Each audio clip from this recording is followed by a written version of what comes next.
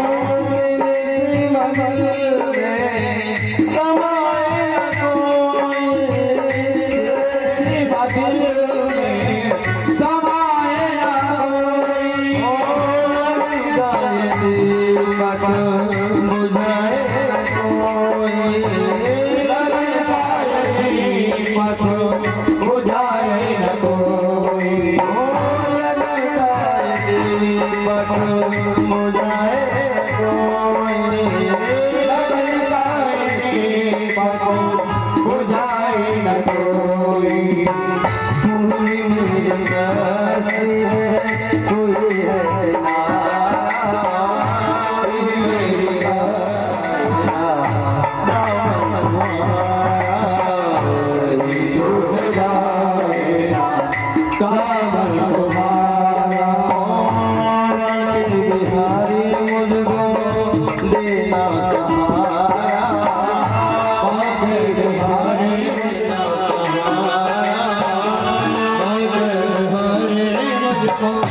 जाए नाम तुम्हारा कहीं छूट जाए नाम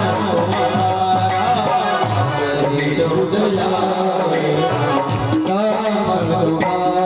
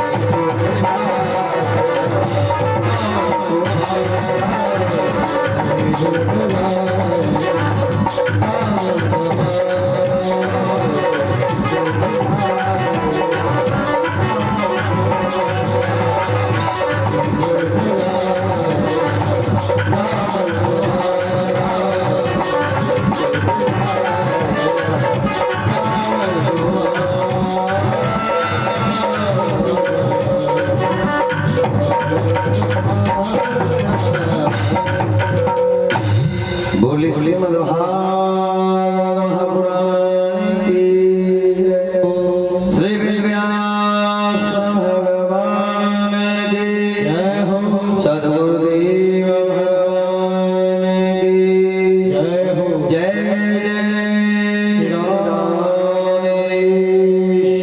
उसमें विलंब तो लगता है लेकिन पूर्ण अवश्य करते हैं। तब भगवान ने जामवंत से कहा कि हे जामवंत, तुम्हारे मन में जो आई अभिलाषा है, इस अभिलाषा को मैं पूर्ण तो अवश्य करूंगा, लेकिन उसके लिए तुम्हें प्रतीक्षा करनी होगी।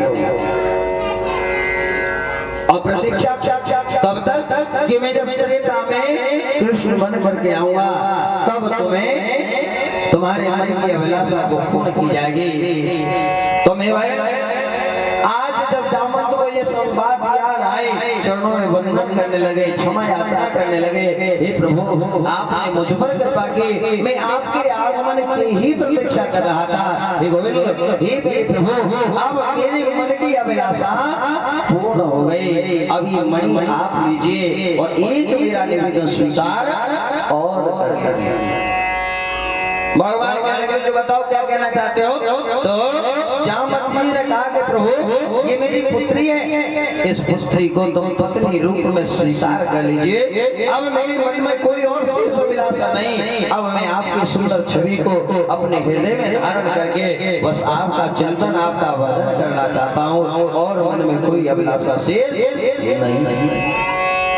और वहां पर जामवंत जी ने मेरे प्रभु से कहा, हे प्रभु, एक बार मुझे उसी छवि के दर्शन और करा दीजिए, फिर कोई अभिलाषा से नहीं है। तो मेरे भाई, जामवंत जी को भगवान मेरे द्वारकाधीश श्री कृष्ण ने वही राम रूप की छवि दिखाई दे दी। और आज उस छवि को जैसे जामवंत ने देखा, मन प्रसन्न हो गया, वंदन करने लगे, भगवान के श्री चरणों में नमन करने लगे। जामवंत जी को और मेरे भाई जैसे द्वारका में आए, तो उस मणि को आज सत्राजित को बुला करके भगवान ने भेंट कर दिया कि सत्राजित, जिस मणि के कारण हम पर ये मिथ्या आरोप लगा, ये मणि तुम्हारे पास, इस मणि को लेकर के जाओ। सत्राजित को जब ये ज्ञात हुआ कि इस मणि का झूठा आरोप मेरे द्वारा द्वारकाधीश पर लग गया, बार-बार क्षमा यात्रा करने लगे, बार-बार भगवान द्वारकाधीश से प्रार्थना करने लगे कि द्वारकाधीश, मुझसे बहुत बड़ा अपराध हो गया, मुझे क्षमा कर दो। तो मेरे भाई, भगवान द्वारकाधीश ने जामवंत को आज सत्राजित को क्षमा कर दिया।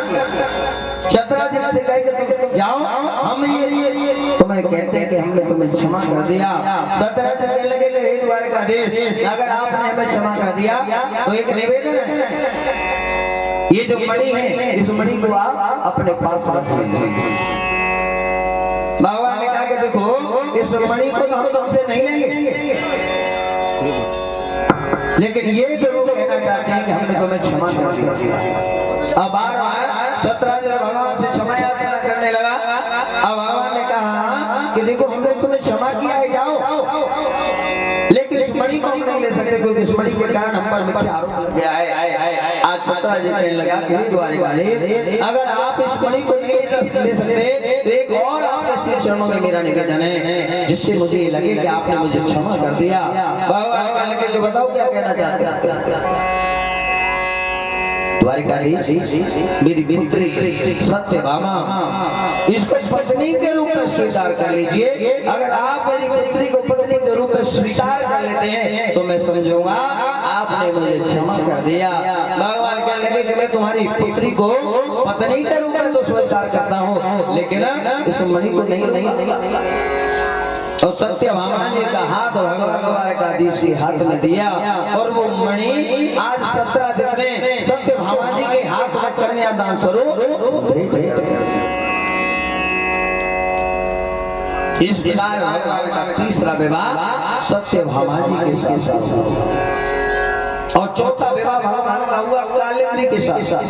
कालिंदी कौन है? सूर्य नारायण की पुत्री और यमराज की बहन है। एक बार भगवान द्वारकाधीश अर्जुन के साथ वन में भ्रमण करने के लिए, तो भगवान तो रथ में बैठे हैं, अर्जुन वन में घूमने लगे। तो जैसे वन में घूमते घूमते आज कालिंदी जंगल में बैठी हुई तपस्या करती हुई दिखाई पड़ी। अब अर्जुन ने जैसे कालिंदी कालिंदी यानी यमुना महारानी है।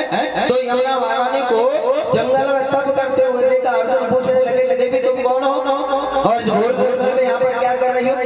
तो यमुना महारानी ने अर्जुन से कहा कि देखो मैं द्वारकाधीश कृष्ण को अपना पति पाने रूप में पाने के लिए यहाँ पर तप कर रही हूँ। तो अर्जुन ने जब ये बात सुनी, अर्जुन कहने लगे देवी द्वारकाधीश को पति रूप में पाना चाहती हो तो द्वारकाधीश तो मेरे साथ में आओ, मैं तुम्हारा मिलन द्वारकाधीश से करा देता हूँ। अर्जुन यमुना महारानी को लेकर के जैसे भगवान के पास में आए तो मेरे भाई बहन आज यमुना महारानी का हाथ भगवान द्वारकाधीश के हाथ में अर्जुन ने ले दिया और इस प्रकार से चौथा विवाह यमुना महारानी के साथ। और मेरे भाई बहन भगवान का पांचवा विवाह हुआ मित्र वृंदा के साथ। विंद और अरविंद नाम के दो भाई हैं, उनकी बहन का नाम है मित्र वृंदा और उसके साथ में भगवान का पांचवा विवाह हुआ। और मेरे भाई छठवां विवाह भगवान का नगर कीर्ति के साथ में हुआ जिनका नाम सत्यावी। सातवां विवाह भगवान का भद्रा के साथ में हुआ और आठवां विवाह भगवान का लक्ष्मण के साथ। ये 8 तो भगवान की पटरानियां हुई। और कहते भैया एक भौमासुर नाम का दैत्य है। भौमासुर कहते जिसको जो भूमि से उत्पन्न हुआ।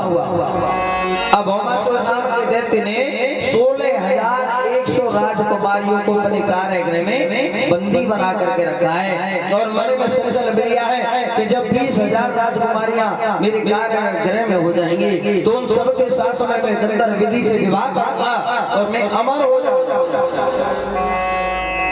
भगवान द्वारकाधीश को समाचार मिला तो सत्यभामा जी के साथ में भगवान उस भौमासुर के राज्य में आए और भगवान ने उस भौमासुर का वध कर दिया। 16,100 राजकुमारियों को कारागृह से मुक्त कराया। भगवान उन राजकुमारियों से पूछने लगे देवियों तुम अपने घर का पता बताओ, हम तुम्हें तुम्हारे पिता तुम्हारे भाई सभी संबंधियों के पास में पहुंचा देते।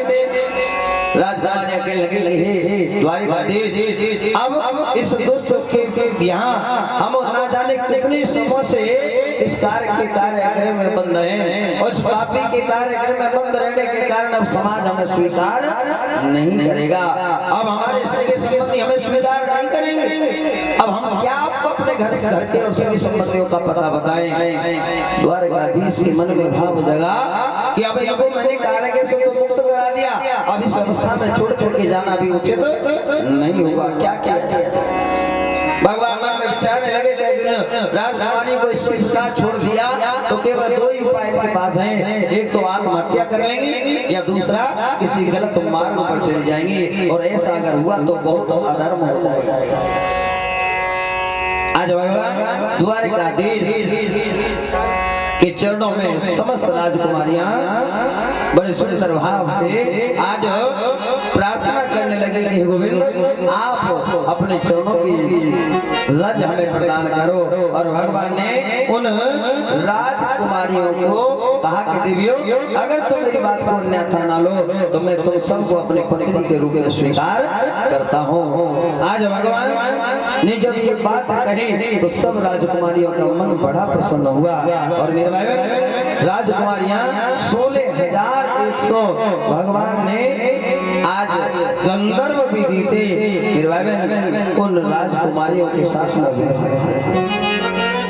और 16,100 राजकुमारियां और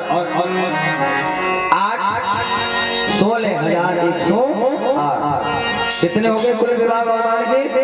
16,108 जिसमें 8 भगवान की पटरानियां और 16,100 अलग अलग। और भैया कहते हैं कि 16,108 अलग अलग भगवान के महल बने हैं, अलग अलग कक्ष बने हैं। और मेरे भाई सब रानियों ने ये आज भगवान 16,100 भगवान के चरणों में वंदन कर रही हैं कि गोविंद आपने हमें अपना बना लिया, आपकी कृपा है, आपके चरणों में वंदन कर रहे हैं और बड़े भाव से ठाकुर जी का चिंतन कर रहे हैं।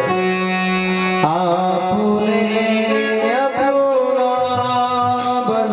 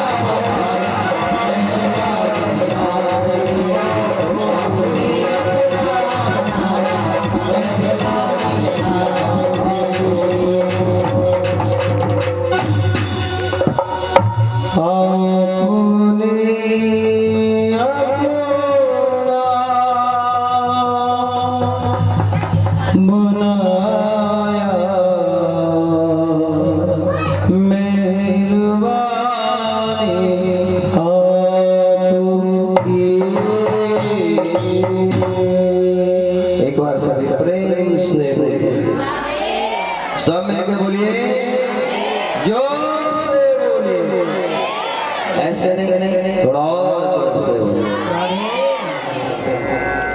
होते कि नहीं?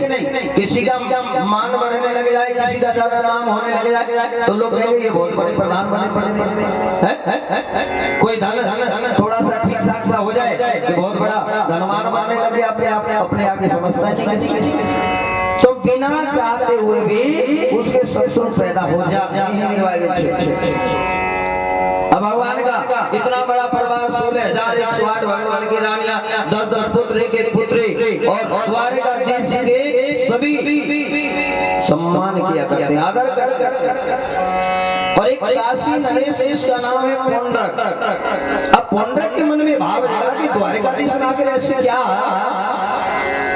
विशेषता है जिससे कि उसका सब सम्मान करते हैं, सब लोग उसका आदर करते हैं, कारण क्या है? तो भैया कहते हैं कुछ सलाहकारों को बुलाया। अच्छा सलाहकार भैया अगर अच्छे से मिल जाए तो आपका जीवन संवर जाएगा, और सलाहकार अगर मिल जाए ना बढ़िया वाले तो आपका जीवन भैया गड्ढे में नहीं जाने वाला। इसलिए सलाह लेने से पहले 100 बार विचार करना चाहिए कि जिससे हम सलाह ले रहे हैं वो हमें सही मार्ग दिखा रहा है या मार्ग से भटका रहा है। आपको वृंदावन जाना हो और वृंदावन का मार्ग बताना हो और किसी मार्गदर्शक से पूछने लग जाओ भैया वृंदावन का मार्ग कहाँ है, और वो बता दे आपको पंजाब की ओर जाने वाले मार्गों को, तो क्या वृंदावन पहुंच पाओगे? भैया पंजाब से तो फिर आप पाकिस्तान तक घूमते रहोगे, लेकिन आपको वृंदावन मिलने वाला नहीं है। इसलिए कहते हैं मेरे भाई सही मार्गदर्शक आपको मिलना जीवन में आवश्यक है। सही दिशा दिखाने वाला अगर आपको मिल जाए, सही सद्गुरु मिल जाए तो आपका जीवन संवर जाता है। और मेरे भाई जहाँ पर हम आजकल संसार में दिखावा ज्यादा चल रहा है, भेड़ चाल हो रही है, सदगुरु की कृपा लेने के लिए भैया लाइन लगा रखिए, लोग भेड़ चाल में जा रहे हैं जहाँ पर न तो आप मिल सकते, न बात कर सकते, न उनसे बैठ सकते, न अपने मन की कह सकते हैं, उनके पास जा करके लाइन लगा रहे भैया। और वहाँ पर क्या दशा है आप सभी को मालूम।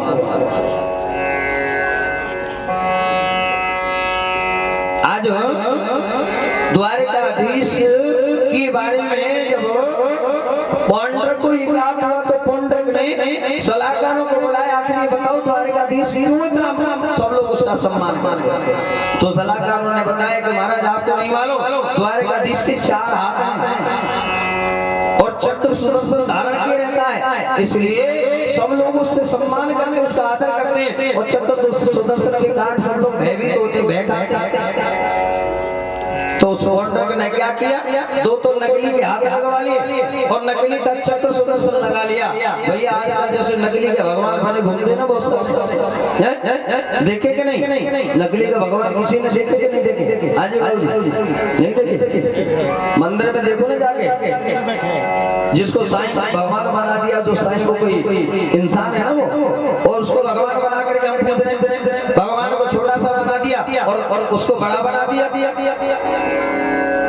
फिर भाई बहन इंसान केवल एक ज्ञानी हो सकता है, एक विद्वान हो सकता है, एक बहुत बड़ा धर्मात्मा हो सकता है, लेकिन इंसान कभी भगवान नहीं हो सकता। हम लोग मानवों को भी भगवान बना करके पूज रहे हैं, मंदिर में भगवानों को छोटा करके बेटा विराजमान कर दिया, और भैया उनको उनकी मूर्तियां बड़ी बड़ी विराजमान कर दी। ये दुर्भाग्य है हमारा, ये हमारे सनातन का दुर्भाग्य है। और आपको मालूम है कि कोरोना का दौर जब चला तो कोरोना के दौर में हमारे जितने भी धार्मिक हिंदू मंदिर हैं, सबने बढ़ चढ़ करके समाज के कल्याण के लिए सेवा कार्य किए और अपना योगदान दिया।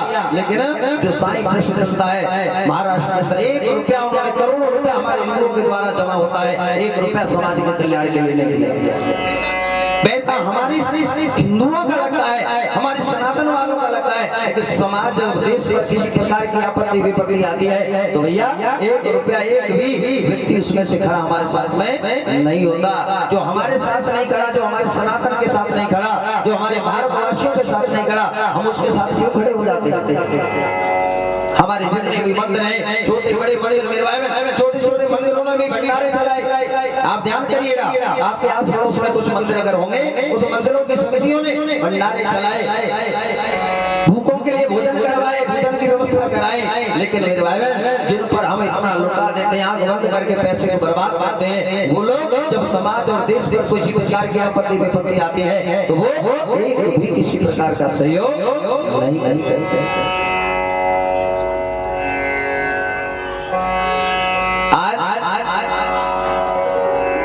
की स्थिति तो आप सभी देख ही रहे कि हमारे सनातन को नष्ट करने के लिए, सनातन को बर्बाद करने के लिए कितने षड्यंत्रकारी अनेक अनेक प्रकार के षड्यंत्र करने लगे पड़े।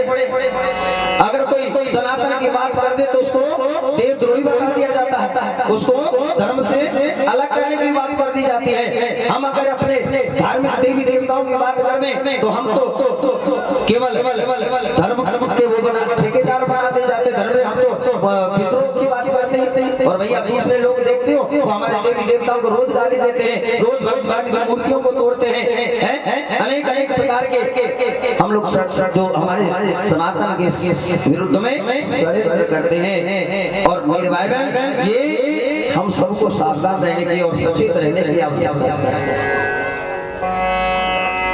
रहते हमारे देश में हैं और भैया गुणगान गाते हैं बाहर, खाते देश में हैं और गुणगान करते हैं बाहर।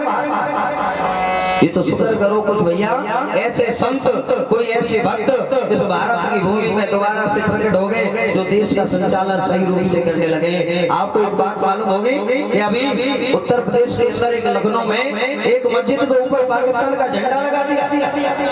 अरे पाकिस्तान में रहते हो क्या तुम जो पाकिस्तान का झंडा लगाते हो, भारत में रहते हो, भारत का खाते हो, भारत का पीते हो और पाकिस्तान के गुण गाते हो।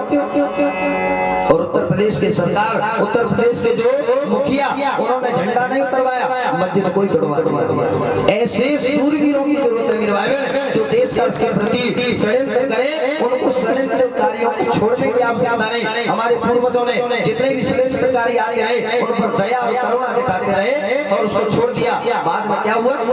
पृथ्वीराज चौहान ने 17 बार मोहम्मद गौरी को छोड़ा और 18 बार उसने उनके नेत्र फोड़। हम करुणामयी है, लेकिन आज करुणा की आवश्यकता नहीं है भाई। अगर आपकी तरफ कोई एक उंगली दिखाए तो आप उसकी उंगली को काटने की क्षमता रखो, तब तो आप अपने सनातन की रक्षा कर पाओगे मेरे भाई। और ऐसा आज हमारे भगवान की कृपा से, हमारे ठाकुर जी की कृपा से हमारे यहाँ पर ऐसे देश को चलाने वाले और अपने प्रदेशों को चलाने वाले ऐसे सूरवीर भारतीय उत्पन्न हो चुके हैं। हमें उनका समर्थन करने की आवश्यकता है, हमें उनका साथ देने की आवश्यकता है। देश सुरक्षित रहेगा तो मेरे भाई हम सुरक्षित रहेंगे, हमारी संस्कृति सुरक्षित रहेगी, हमारी सभ्यता सुरक्षित रहेगी। अरे हम अपनी संस्कृति के साथ में खिलवाड़ करते हैं, अपने धर्म ग्रंथों के साथ में खिलवाड़। आज देखो कुछ लोग जिनकी विचारधारा सड़ चुकी है, वो हमारे रामचरितमानस की लिपियों को जला रहा है। रामचरितमानस हमारा प्राण है, रामचरितमानस साक्षात जो भगवान के दर्शन कराता, साक्षात भगवान की कृपा से लिखा हुआ वो धर्म ग्रंथ मेरे भाई बहन, और आज उसको झूठा बताते लोग। इसलिए मैं निवेदन करना चाहता हूँ मेरे भाई, हम कथाओं के माध्यम से और आप सभी जितने भी हमारे मंदिरों से जुड़े हुए, मंदिरों से पूजा पद्धति से जुड़े, कीर्तनों से जुड़े या हमारे धर्म संस्कारों से जुड़े, RW से जुड़े, जिस प्रकार की जो क्षेत्रों में सेवा किया करते हैं, सब लोग एक ही ध्यान रखो, सनातन के विरुद्ध अगर कोई षड्यंत्र करने वाला है उसको जवाब देने की आप भारत में रहते हो, भारतवासी कहलाओ। हम धर्म और जाति का विरोध नहीं करते, हम सर्वे भवन्तु सुखिनः की बात करते हैं, सर्वे सन्तु निरामय की बात करते हैं। तो यहाँ पर हम केवल हम क्या कहते हैं, हमने आज तक किसी के बारे में विरोध आवाज नहीं किया।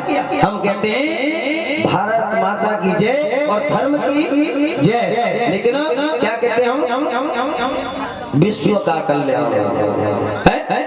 क्या हम ये कहते हैं कि हमारा कल्याण हो? बताओ, विश्व का कल्याण हो।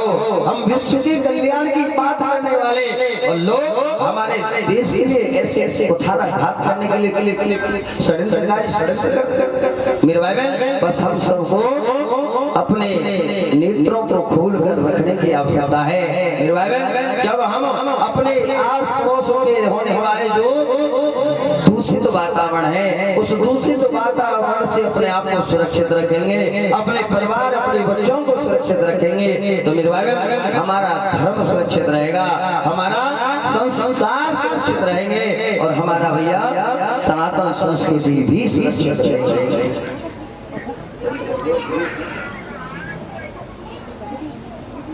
तो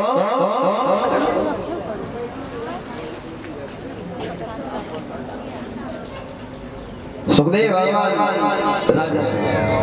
अब द्वारिका में नारद जी प्रवेश किए। नारद जी ने मन में विचार किया कि सबसे पहले तो मैं महारानी रुक्मिणी के कक्ष में जाने देख करके आता हूँ कि भगवान तो एक है और रानी अनेक, तो भगवान के घर में भगवान की पटरानियों में रानियों में कैसे आपस में तो बड़ा झगड़ा रहता हूँ और झगड़े के भाव को देखने के लिए भगवान पर संदेह नारद जी को हो गया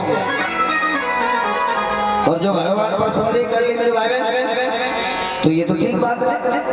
अब नारद जी भगवान पर संदेह करके जब द्वारिका में आए तो मन में विचारने लगे कि सबसे पहले तो मैं महारानी रुक्मिणी के कक्ष में जाकर देखता हूँ, भगवान रुक्मिणी जी के कक्ष में होंगे तो फिर दूसरे कक्ष में तो स्थिति गड़बड़ होगी। और रुक्मिणी जी के कक्ष में गए तो देखा भगवान आज रुक्मिणी जी मैया के कक्ष में विराजमान है और माता रुक्मिणी भगवान को पंखा जा रहा है। नारद जी मन में विचार रहे भगवान तो यहाँ पर विराजमान है। अब सत्यभामा जी थोड़ी क्रोधी स्वभाव की, अब सत्यभामा जी के कक्ष में देख कर आता हूँ वहाँ क्या हाल है, तो दौड़े दौड़े सत्यभामा जी के कक्ष में गए तो देखा आज सत्यभामा जी के कक्ष में भगवान सत्यभामा जी के केस संवार रहे हैं। नारद जी बड़े आश्चर्य में, अभी तो भगवान को रुक्मिणी मैया के कक्ष में देखा, अब यहाँ कैसे आ गए? सोचा हो सकता है बीच में से कोई ऐसा मार्ग होगा जिसमें से निकल के आ गया। अब दौड़े दौड़े फिर जामवती जी के कक्ष में गए तो भैया जामवती जी के कक्ष में जैसे पहुंचे तो वहां बालकों के साथ में भगवान खेल रहे हैं। अब तो नारद जी जिस कक्ष में जाते हैं भगवान उसी कक्ष में अलग अलग किसी न किसी रूप में दिखाई दे जाते हैं। कई मंत्रियों के साथ में मंत्रणा कर रहे हैं, कई भगवान बालकों के साथ में खेल रहे हैं, कई उद्धव के साथ में बैठे हैं, अलग अलग भगवान रूप में दिखाई दे गए। और मेरे भाई कहते 3 महीने नारद जी को चक्कर काटते काटते द्वारिका में हो गए, लेकिन जिस कक्ष में जाए वही भगवान पहले से विराजमान दिखाई देते हैं। अब तो नारद जी के मन का भ्रम दूर हो गया।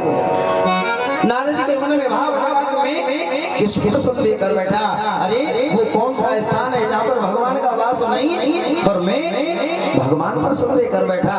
आज नारद जी के मन का भ्रम जब दूर हुआ तो मेरे भाई नारद जी द्वारिका से वापस जब चलने लगे तो भगवान के मन में भाव जगा अब तो मुझे नारद जी से मिलना चाहिए।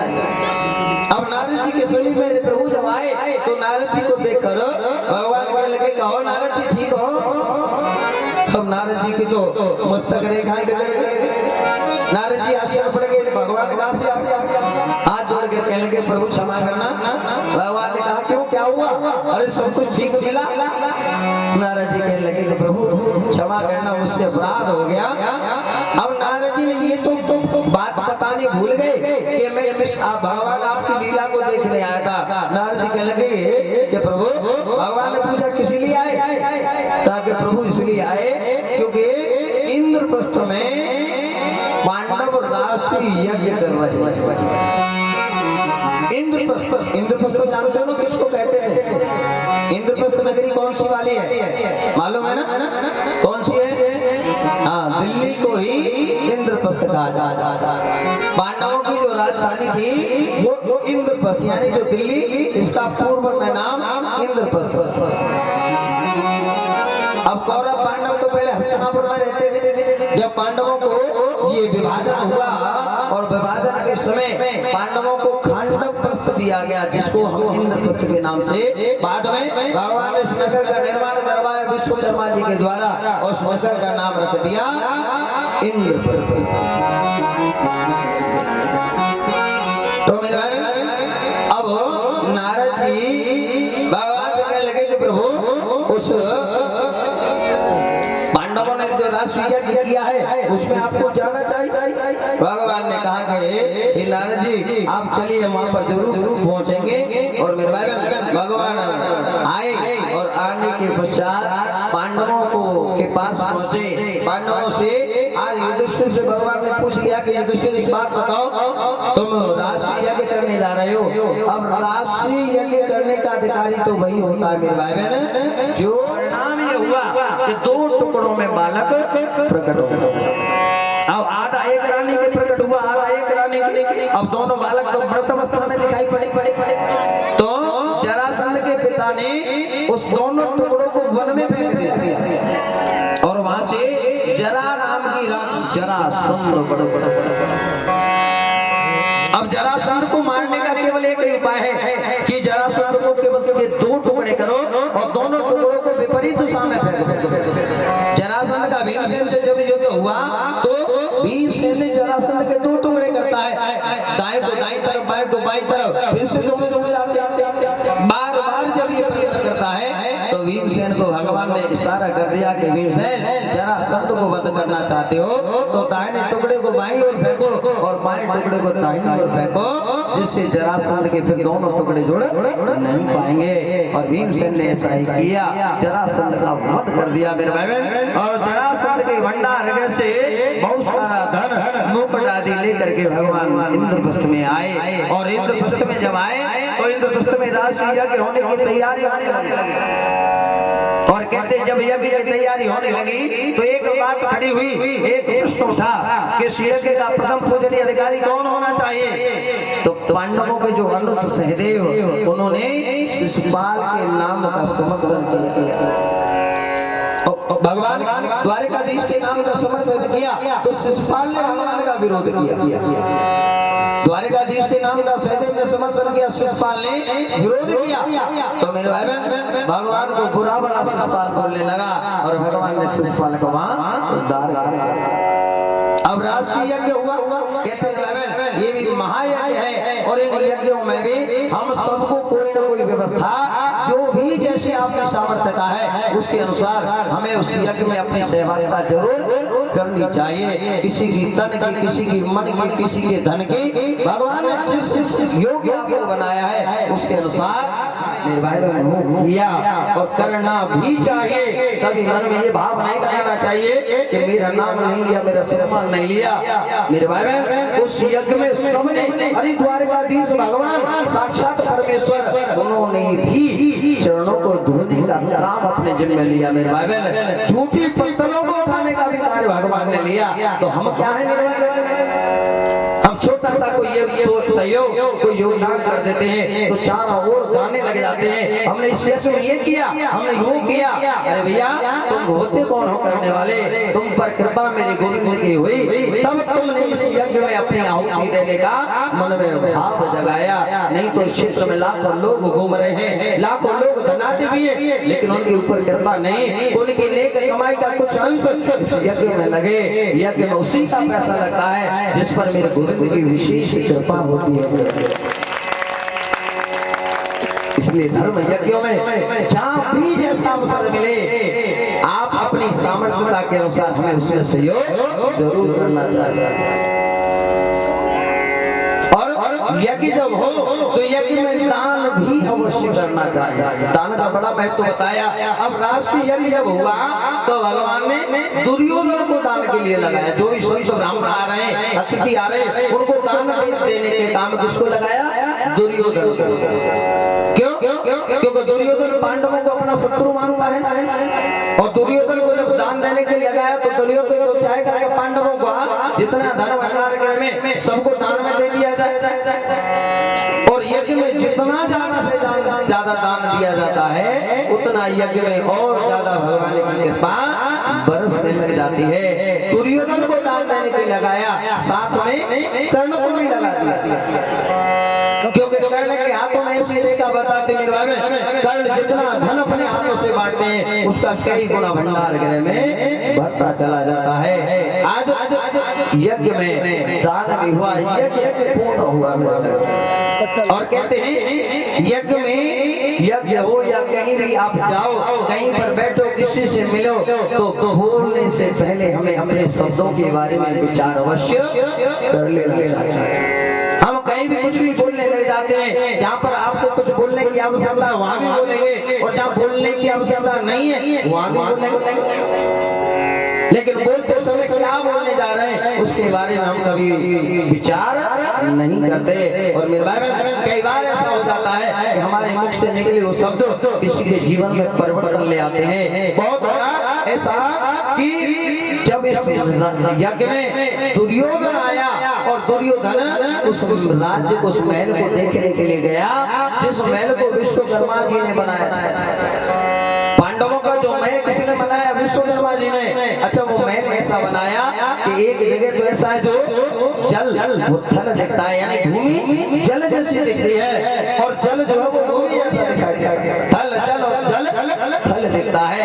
ऐसा अद्भुत दृश्य देखने के लिए जब दुर्योधन गया तो मेरे भाई दुर्योधन ने जल को तो थल समझ लिया और थल को जल समझ लिया, और जल में वो कूद पड़ा। अब जब जल में दुर्योधन कूदा तो द्रौपदी की दृष्टि दुर्योधन पर पड़ गई, और द्रौपदी दुर्योधन को देख करके हंस पड़ी और मुख से शब्द निकल गया, अंधे का पुत्र अंधा। और मेरे भाई ये दो शब्द द्रौपदी के, उन दो शब्दों ने ऐसा भीषण महाभारत का युद्ध की नींव रख दी। और उसी समय से दुर्योधन ने संकल्प ले लिया, मन में भाव बना लिया कि मैं द्रौपदी के द्वारा किए गए अपने अपमान का बदला जरूर लेकर रहूंगा। और मेरे भाई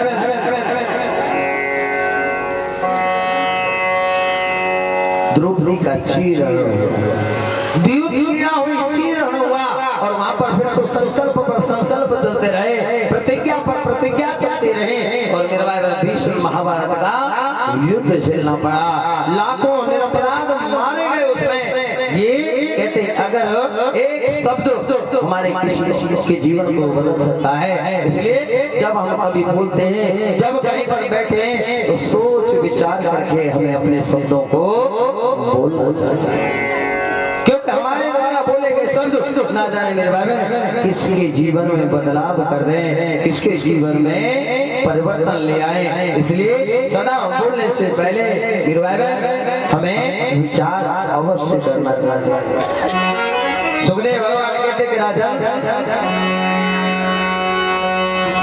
भगवान के चरणों में मन लगे और गोविंद की कृपा हम पर बनी रहे, ऐसा सदा निरंतर मन को गोविंद की चरणों में लगाते रहो और भगवान को याद करते रहो, और मन में एक ही भाव लगाओ, हे गोविंद मैं तेरा हूँ और तू मेरा, मैं तुम्हें कभी भूलूं नहीं। यही मन में भाव जगे और सदा मेरे गोविंद की याद बनी रहे, ऐसा मन में भाव जगे कि गोविंद तेरे दर्शन तेरी याद निरंतर मेरे मन से कभी निकले नहीं। हो याद आई रे श्याम तेरी आई रे, याद आई रे, याद आई रे श्याम तेरी आई रे, याद आई रे, याद श्याम तेरी आई रे, याद आई रे, याद आई रे श्याम तेरी आई रे, याद आई रे, याद आई रे श्याम तेरी आई रे, याद आई रे, याद